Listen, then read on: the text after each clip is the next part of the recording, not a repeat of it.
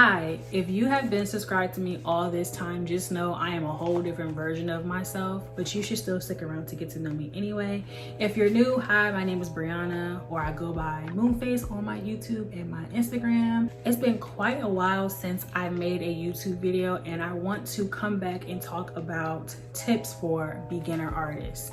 I have a notebook right here with a bunch of notes on it so I don't forget to mention things, because I feel like I have some really good tips for people who are just starting out or are revisiting art. I am someone who is revisiting art. I have been creative all my life in different aspects, but now I am in a place where I want to take art more seriously. So these are things that have been helping me, or that I feel like will be helping me in the future. Some of these things are my own stuff, and some things are from other artists that I have interacted with or that I've watched.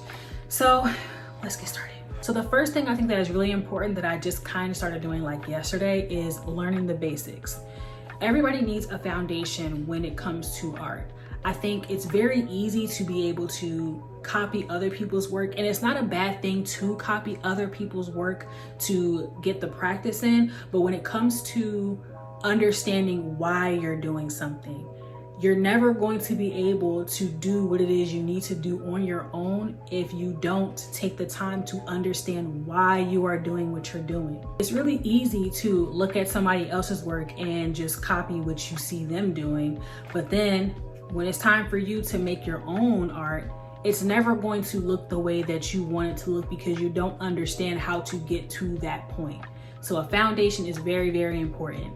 The basics look like learning about shapes, learning about shading, learning about color theory, things like that. Those are like things to help you create a solid foundation so you have something to build on top of. The second tip I have, I feel like, is one of the most important things, especially like with how the world is right now.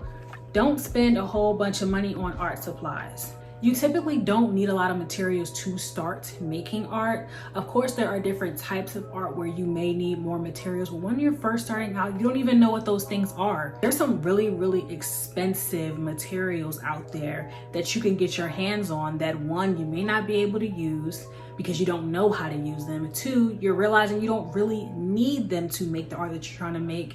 And three, there are alternatives that cost way less that work just as good or work for the time being.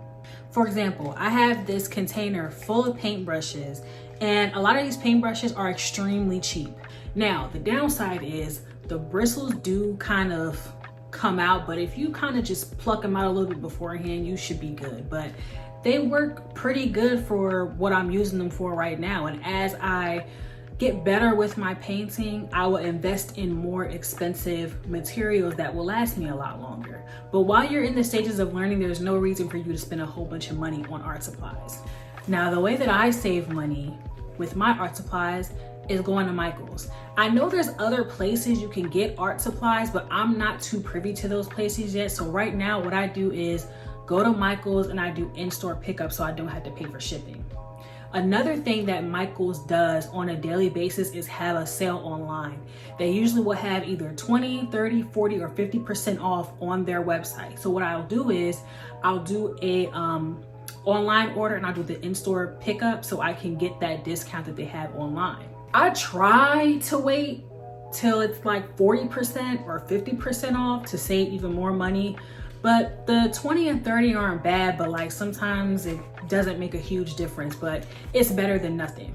This third tip is something that was told to me a few days ago, and that is to not shy away from other styles. The things that we draw or paint or create, they don't just come from nowhere. Like, we all get inspired by other artists that we see.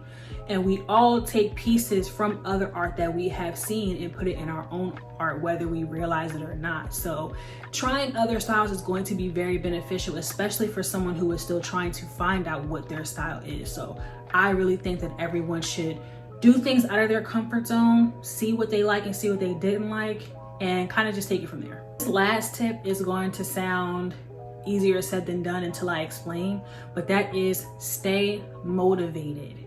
Now, again, staying motivated is easier said than done. I understand that, but I'm going to explain to you what I do to keep myself motivated. Now, I get a lot of inspiration from artists that I see on different social media platforms, but we all know social media can be poisonous to people. So you need to curate your timelines.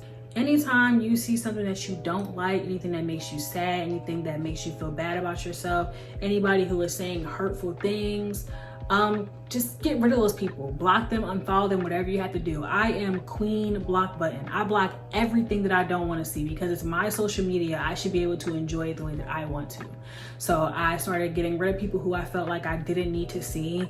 I started following more artists, people that just were a little bit more positive, and we're sharing things that I wanted to learn about. And I feel like it's helped me tremendously when it has come to using social media.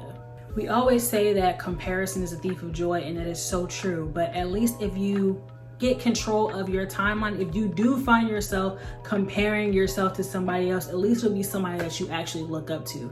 But even then, you still don't want to compare yourself to these people because these people were not always who they are now.